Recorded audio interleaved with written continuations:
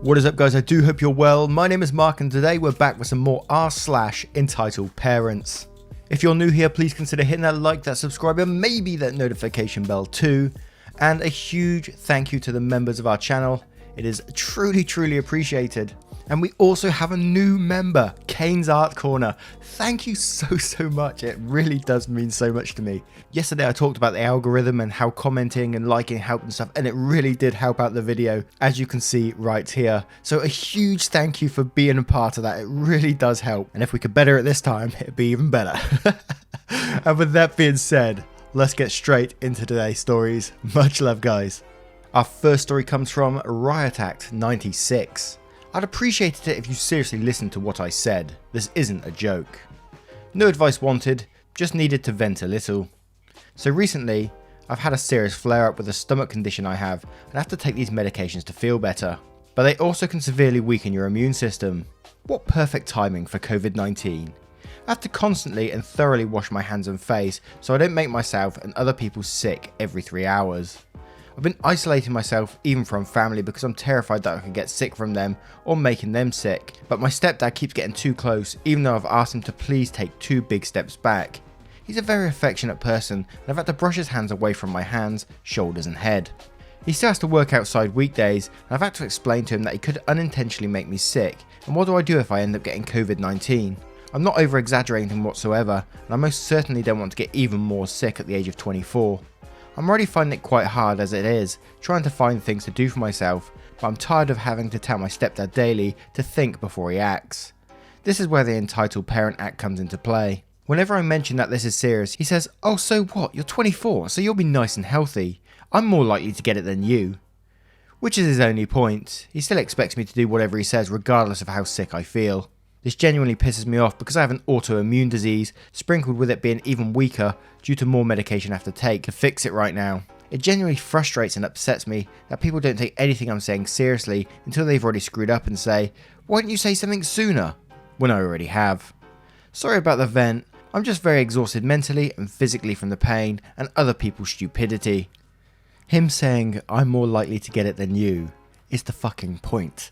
He's gonna spread it to you. God damn, man. Our next story is from Doa. Your graduation isn't about you. We had a graduation story yesterday. I got a feeling this is going to go the same way. So originally I posted this on r/raised by narcissists because I didn't have enough comment karma to post here, but now I do. Okay, so this isn't my specific story, but my sister. She just turned 19 and is in her first year of college. So my mum, EM, is a control freak. What a surprise. My sister had been planning her grad party all senior year, trying to find a place, food, etc.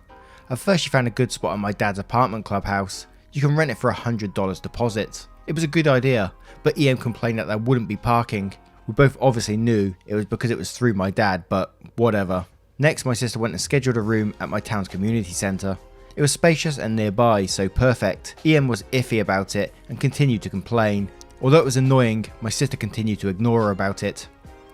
EM would complain about everything, the place, food, decorations, time. It was so irritating that my sister ended up confronting EM. EM had the nerve to fight her on it. When my sister pointed out it was a party for her and not anyone else, EM got mad and said it wasn't about her, it was about EM and everyone else except my sister. According to EM, a grad party is to celebrate the family helping them graduate through high school and supporting them, and not actual graduate. What? This pissed her off and they continued to fight leading up to the party. EM even threatening to cancel it, saying she paid for it and she can cancel it. EM paid for maybe some cups. When it came to the actual party, the plan was to make the Sprite and sherbet drink, but something happened and they couldn't get the sherbet. So my sister calmly went up to EM a few hours before the party and asked if we could just get some ice cream and root beer since it was similar to the sherbet drink in ingredients. EM exploded. She started shouting how it was too expensive and too much work. That sister was demanding too much and it wasn't all about her. This caused an argument and my sister just stopped and said, "Okay, calm down, I was just asking." EM hated this and started on a rant of her sister being selfish and ungrateful for everything EM has done. So my sister just left her room to finish decorations. I have a lot of anxiety, so this was huge for me. After my sister left, EM tried to complain to me and I just stopped her right in her tracks. I continued to tell her that she was in the wrong, my sister was politely asking a question, and that she exploded out of nowhere. Even our little sister, who almost always sides with EM, chimed in saying that EM does it a lot, where they will calmly ask something and EM will just explode. EM was silent the whole time, and at the end just said, okay.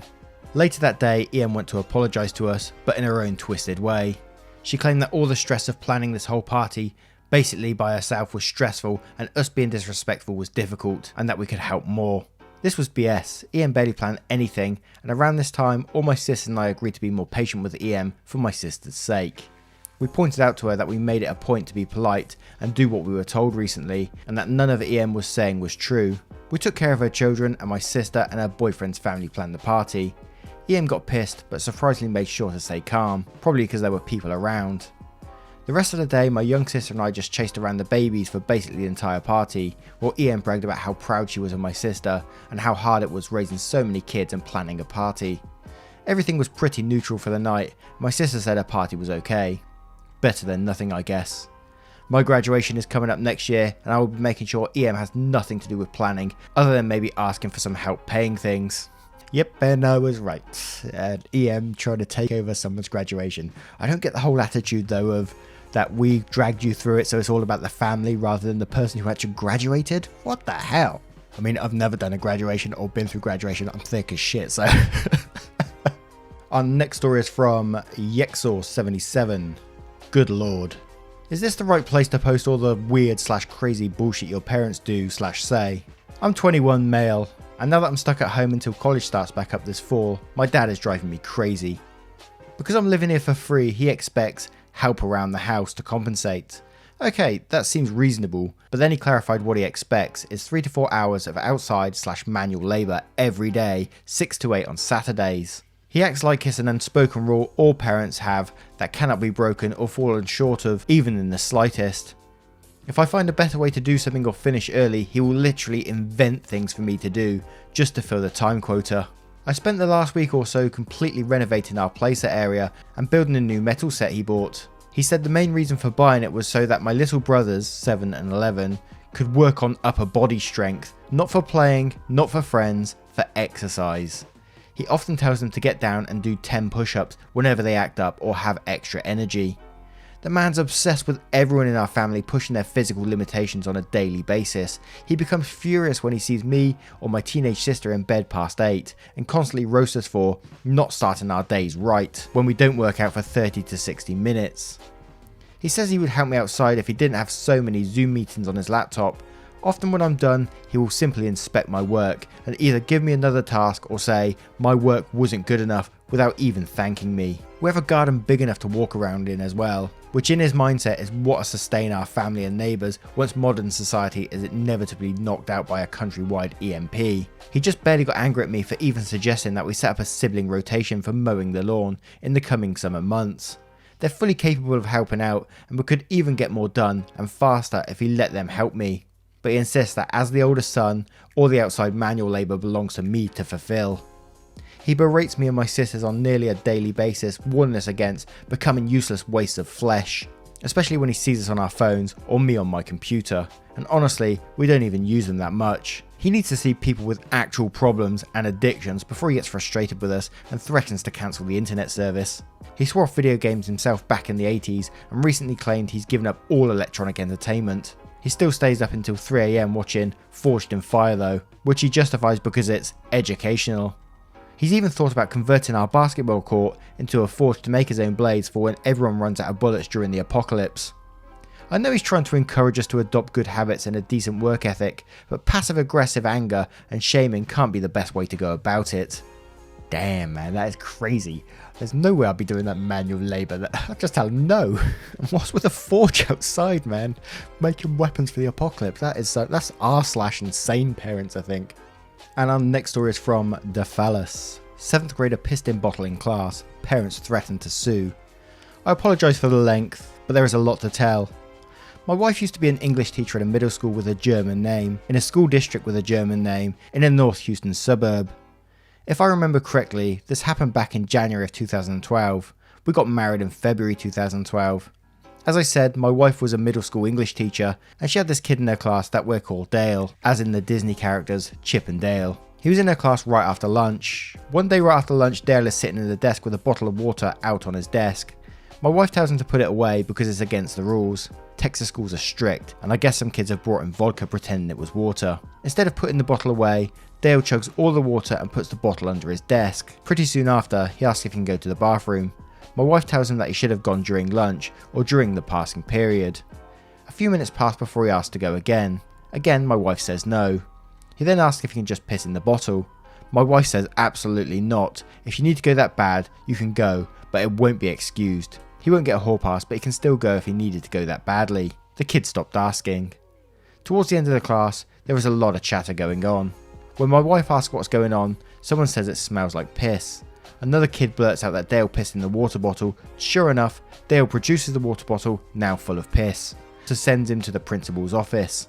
At first, Dale is in big trouble. The principal and the district are talking about suspension, alternative school, and possibly involving the police because he was wearing regular cut jeans and obviously pulled out his dick under the desk to piss in the bottle. Dale's parents send their kid to a urologist to try and claim that not excusing him to use the restroom has caused him physical damage and threaten to sue the school.